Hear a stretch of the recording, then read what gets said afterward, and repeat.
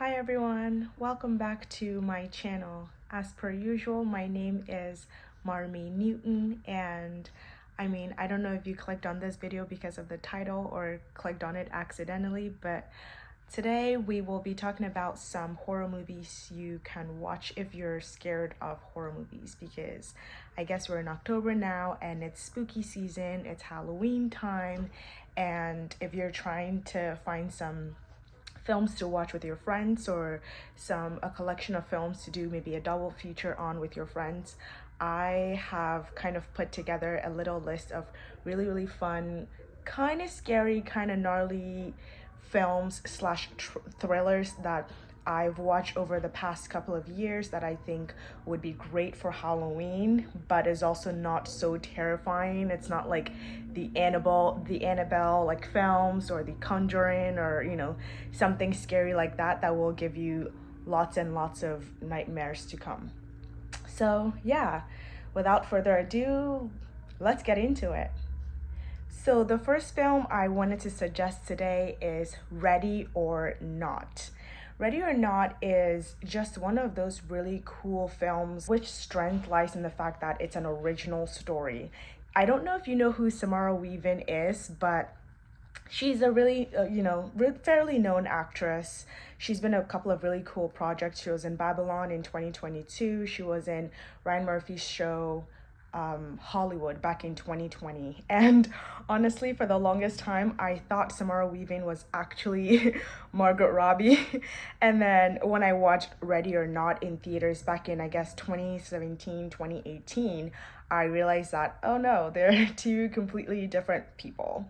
But yes, Ready or Not is a really cool film. It's about this bride that ends up getting married into this, I guess, old money family that made their money off of cards and games, and every single person or every single new person who ends up marrying into the family has to pull from a deck of cards, and the deck of cards has a lot of different types of games in there, and whatever deck they pull, or whatever card the new person joining the family ends up pulling, is the game that that person has to play with the rest of the family.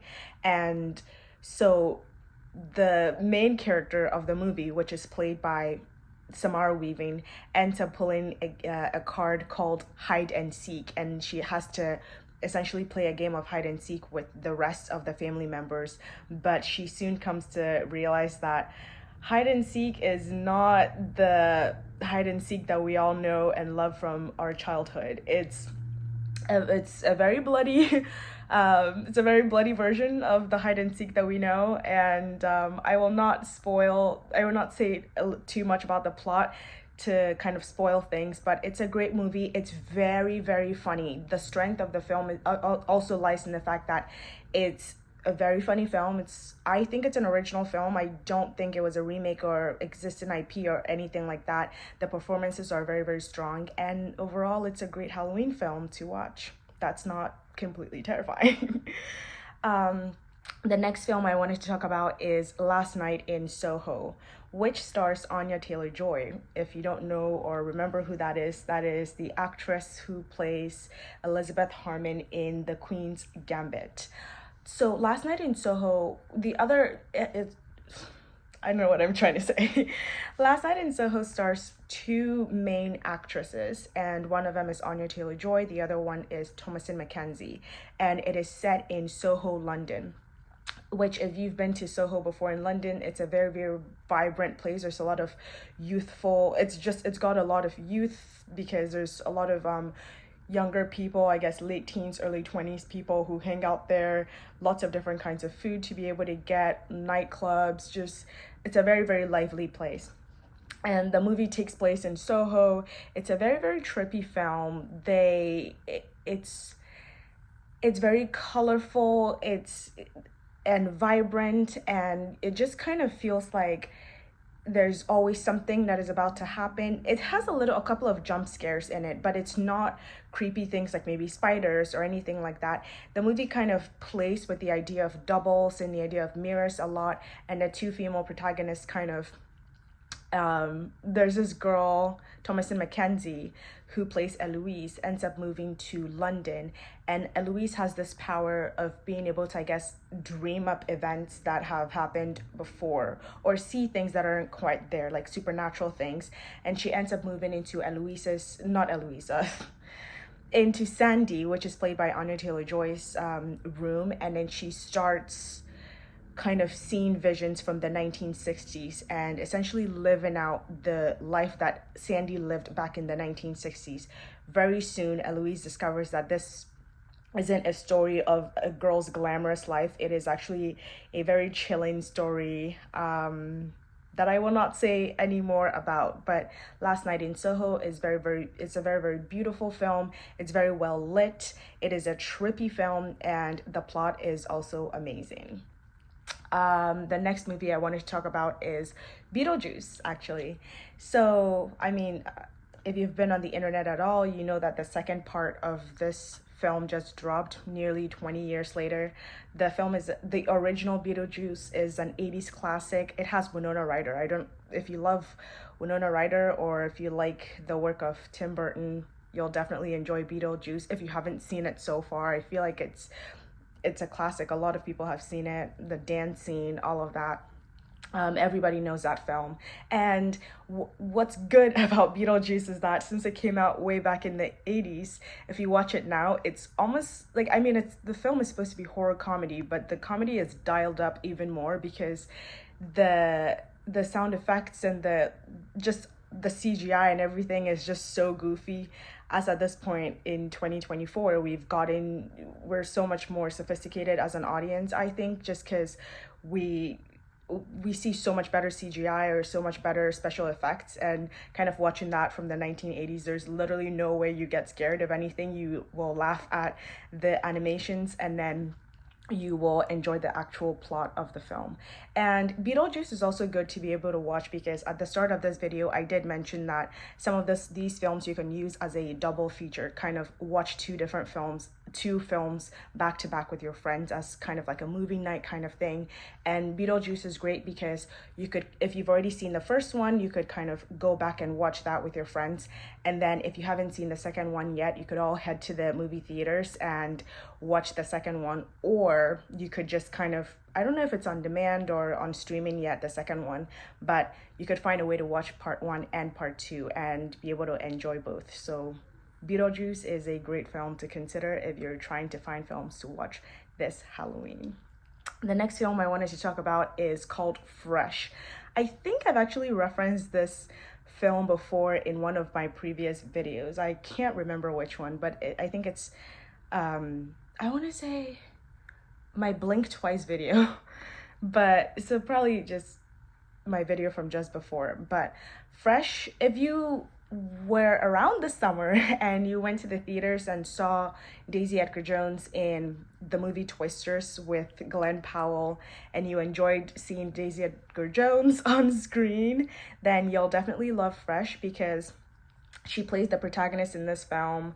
If you also like Sebastian Stan, you'll enjoy Fresh because he also plays a pretty big role in the film.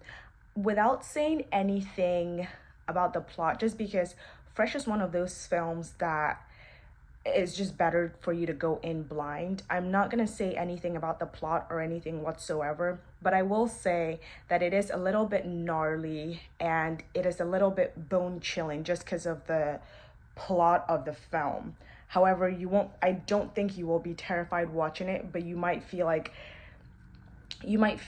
uncomfortable with the plot. It's not anything sexual or weird. I thought it was laughable, but I also feel like it was probably my brain's way of coping with the things I was seeing on screen. But Fresh is great if you can stand maybe gore or if you can deal with strange plot lines. It's a great film to watch and it's not terrifying. And I think it ends on a good note. I don't want to say any more about the film, but Fresh, watch that as well. The next film or the next project I want to talk about is American Horror Story 1984. AHS is actually not a film. Obviously, it's a TV show, and there's 11, 12 seasons of it at this point, and each season of American Horror Story has a different kind of horror that they tackle, right? Season 1 is Murder House. It's got a lot of ghosts. Season 2 is in an asylum. That's a lot of like religion and just insane and mental health, right? And then season 3 is about witches. So I recommend for this Halloween that you watch season 9 specifically, which is 1984. It is an ode to classic 80s slasher films. If you have already seen Friday the 13th a lot of times, or is it Nightmare on Elm Street? I don't know. If you've seen the Halloween classics from the 1980s a little too many times and you're trying to watch something that is similar to that but not quite, then you can watch AHS 1984 season 9. And because American Horror Story is an anthology, you don't really need to worry about watching seasons 1 through 8 before you watch season 9 or watch the next season. I mean, this could also be a good way for you to get into American Horror Story, but 1984 specifically as a season, I don't think is that scary. I do think that there are some pretty dark shots, like literally dark, because a lot of it takes place at night, and you might be a little bit frightened about that, but it's not a terrifying season. And yeah, it's fun.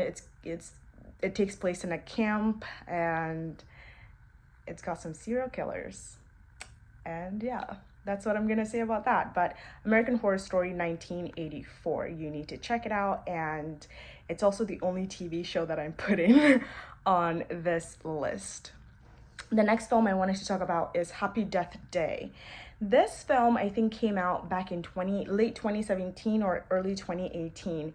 And it was this tiny little fun film about a sorority girl who's, I think, a mean girl, who is a mean girl, and she ends up getting herself into kind of a Groundhog Day situation where she's having to relive the exact same day over and over again. And the day she's reliving is obviously the day she dies. And she ends up having to die over and over again to be able to figure out who is killing her or who the killer is. And it's funny, it's kind of crazy, and it's not scary at all. It's not scary at all. It's just kind of, you're more so intrigued to see who it is. It almost feels like a little murder mystery without the hooplas of who done it and all of that. So it's really cool. And the best part is when the first part actually came out, it did so well that they ended up making a second version, a part 2 called Happy Death Day to You. And so if you enjoy Happy Death Day, you can watch Happy Death Day to You as well. And if you're not able to do a double feature of Beetlejuice where you watch the first one on demand or on Max and then go to the theaters to watch the second one with your friends, you could definitely just try to find wherever you can find Happy Death Day to You and Happy Death Day, and then do that as a double feature with your friends and watch that maybe in the middle of the night and not feel terrified at all. And then my final ranking on this list, or my final film that I'm putting on this list, is the movie Midsommar. This film stars Florence Pugh, so if you love her, you will enjoy watching her on screen. It stars Florence Pugh. It's about a festival called Midsommar, a Swedish festival called Midsommar. A bunch of early 20s American kids, or American early 20s young adults, end up going to Sweden for the Midsummer Festival, which takes place, I think, in June, July, around the summer solstice.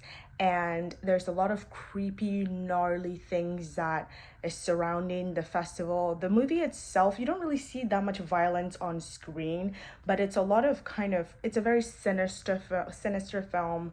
It's quite disturbing. It's like Fresh. It's a little bit disturbing, but it's also kind of, I don't want to say a gotcha moment, but it also feels like you're waiting for the other shoe to drop throughout the film, and then when it finally drops, you're left a little bit disoriented because the film is genuinely quite creepy.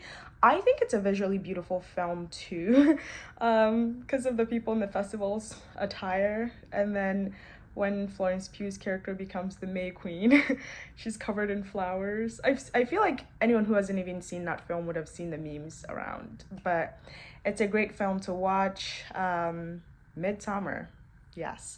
And then before I sign off for today, I wanted to say that Other films to watch, two honorable mentions would be obviously A Quiet Place and A Quiet Place 2, and then Megan, which is the film that went viral, I want to say early last year, about the creepy killer doll. That is also not that scary, and honestly, Megan is a fun film. I would have put it on this list, but I just kind of wanted to stick to my personal favorites. But Megan is a great film, and Happy Death Day. No, not Happy Death Day. Well, Happy Death Day too. But Megan and A Quiet Place plus A Quiet Place 2 would be my honorable mentions. Anyway, let me know if you end up watching any of these, if you enjoyed them down in the comment section below. Let me know if you enjoyed this video, and if you want to hear any more movie recommendations from me. All right, feel free to like and subscribe to support a small growing YouTube channel. And on that note, peace.